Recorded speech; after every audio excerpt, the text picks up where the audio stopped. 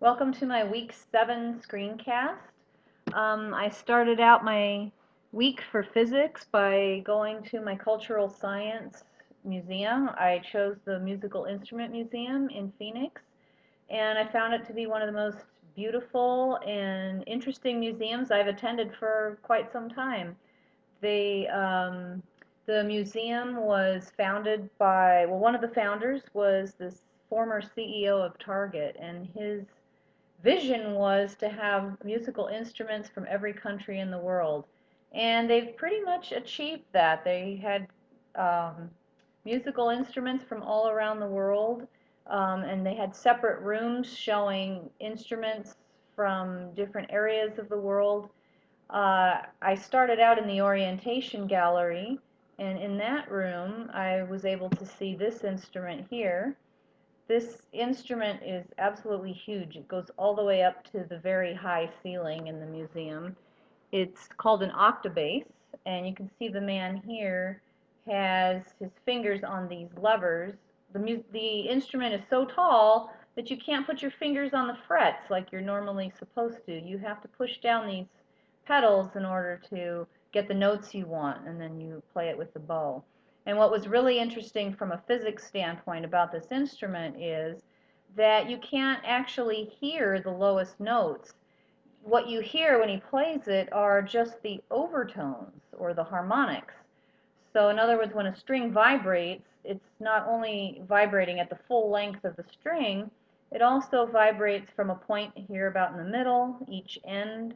This section here vibrates, this section here vibrates, producing an octave above. And then that's divided in half, and those two sections vibrate, giving you fifths and so forth. So you're hearing the harmonics of that note, not the actual fundamental pitch.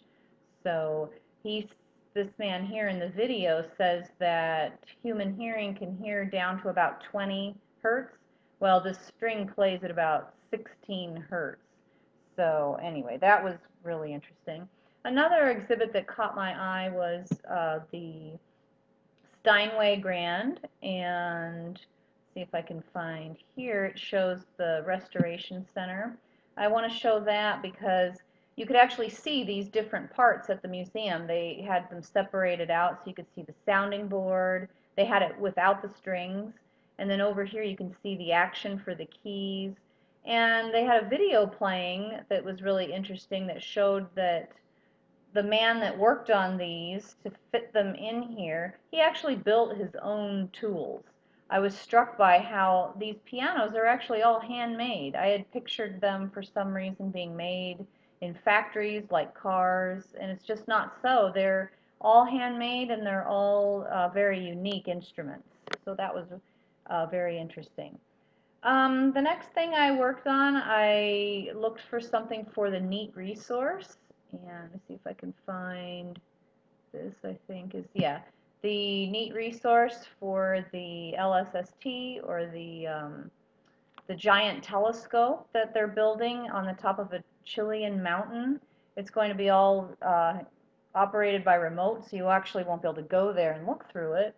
But what it will do is take pictures of the night sky. It's got a 3.2 billion, as you can see here, I wrote about it, a 3.2 billion pixel digital camera with a 63 centimeter image sensor, so it's absolutely huge.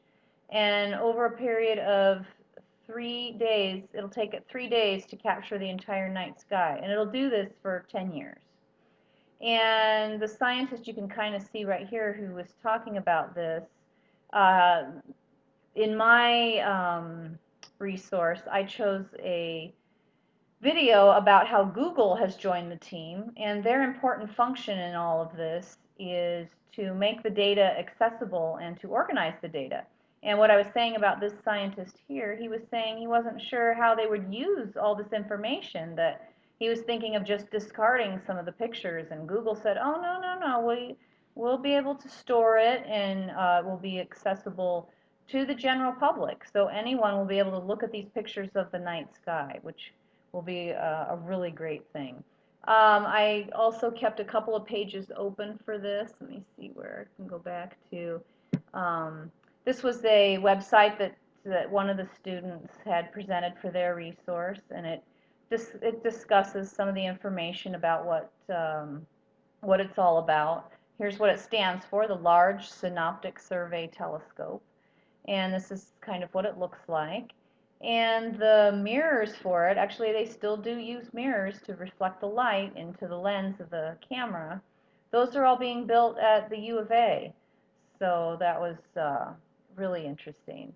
Other highlights, this is another company that's helping, and they talk about here the dark energy and how the telescope is going to answer a lot of questions that scientists have had regarding the physics of the universe.